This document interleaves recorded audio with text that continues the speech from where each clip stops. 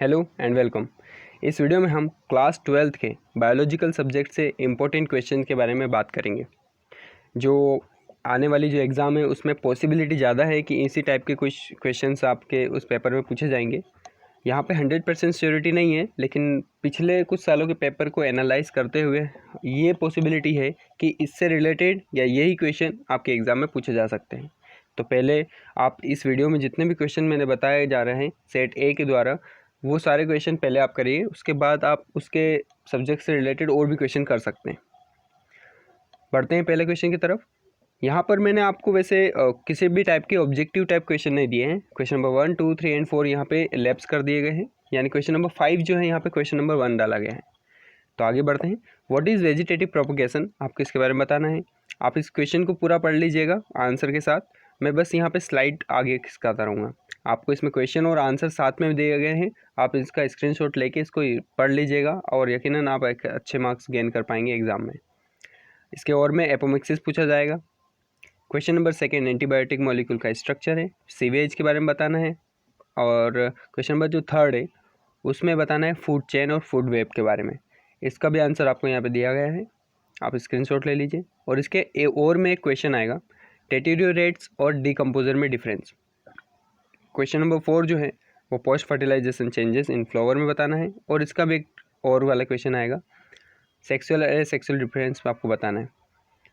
Question number 5 जो है cry protein के ऊपर डिपेंड है। इस पर सारी इन्फॉर्मेशन मैंने यहाँ पे राइट कर दी है, आप बिल्कुल इसको अच्छे तरीके से स्क्रीनशॉट लेके लर्न कर लीजिएगा।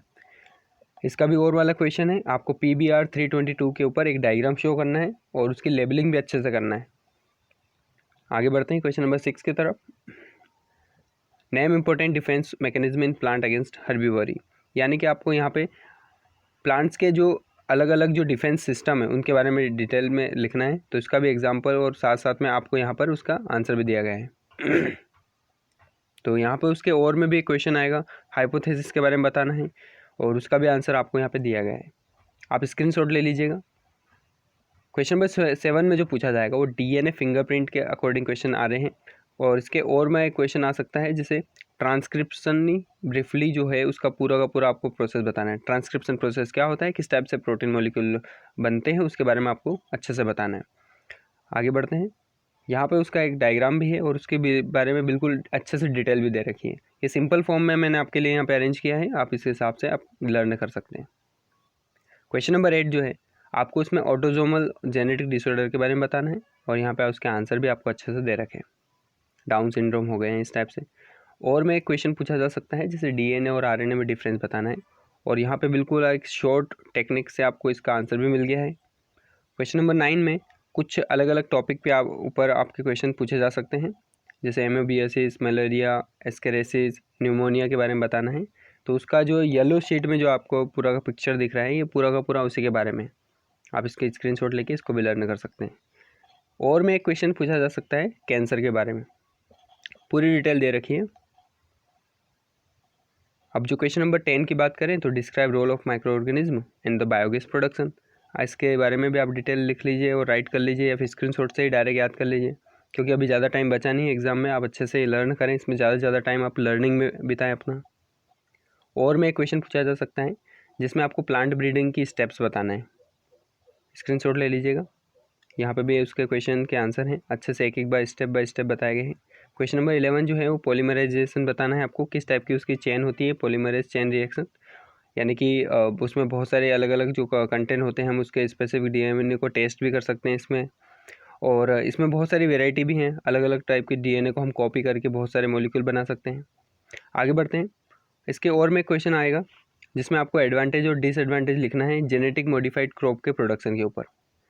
मैं एक बार बता देता हूँ, compare and contrast the advantage and disadvantages of production of the genetic modified crops, उसका भी आंसर यहाँ पे दे रखा है। यहाँ पे आपको यहाँ पे मेरा नाम भी दिख रहा होगा, लेकिन आप इसको अवॉइड कर दीजिएगा क्योंकि ये बिल्कुल जब सेटअप किया गया था तो ये बाय मिस्टेक कमल धाकड़ आपको हर जगह मिलेगा, तो आप इसको अवॉइड करिएगा, बाकी पूरा आंसर आपके लिए ही है। यहाँ पर जो क्वेश्चन नंबर 12 है उसमें आपको जो एंजियोस्पर्म है उसका ओव्यूल का डायग्राम बनाना है और ओव्यूल का जो लेबलिंग है जिस टाइप से मैंने यहाँ पे आपको डायग्राम में शो किया है इसी टाइप से आपको वहाँ पे बनाना है। क्वेश्चन नंबर 12 जो है उसी के बारे में और भी डिटेल, जैसे जो भी नाम आपने लेबलिंग लिए हैं तो उसकी थोड़ी थोड़ी डिटेल भी लर्न कर लीजिएगा। आगे बढ़ते हैं क्वेश्चन नंबर 12 के और वाला क्वेश्चन, जिसमें आपको अलग अलग फंक्शंस बताना है, अलग अलग टाइप के स्पर्म में और एंडोमेट्रियम के अंदर, कार्पस ल्यूटियम के अंदर, एक्रोसोम के ऊपर, अलग अलग जहाँ पे टॉपिक है और भी आ सकते हैं, लेकिन आप पहले इनको करिएगा। क्वेश्चन नंबर 13 जो है उसमें हर्शी एंड चेस के डिफरेंस बताना है कि डीएनए उन्होंने किस टाइप से एक्सप्लेन किया था और प्रोटीन किस टाइप से उन्होंने बताया था कि डीएनए ही जेनेटिक मटेरियल है, उसके ऊपर इसकी पूरी इन्फॉर्मेशन यहाँ पे दे रखी है, आप इसको अच्छे से कर लीजिएगा। और यहाँ पे उसका डायग्राम भी अच्छे से बताया गया है, आप इसको भी कर लीजिएगा, एनसीईआरटी से लिया गया है। अब इसी के और में क्वेश्चन भी आ सकता है जिसमें आपको कुछ टर्म को एक्सप्लेन करना है, कोडोमिनेंस, इनकम्प्लीट डोमिनेंस, यहाँ तक कि इंडिपेंडेंट असॉर्टमेंट भी एक टाइप का टॉपिक है।